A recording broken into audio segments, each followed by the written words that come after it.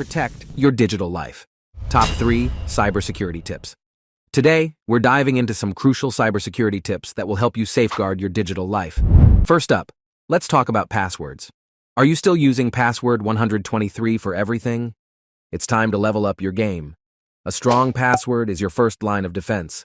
Mix it up with uppercase letters, numbers, and special characters.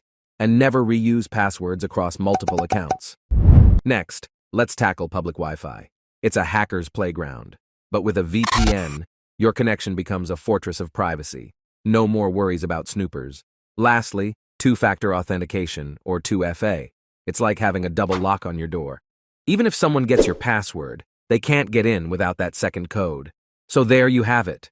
Strong passwords, a VPN for public Wi-Fi, and two-factor authentication. Follow these 3 tips, and you'll be a cybersecurity pro in no time.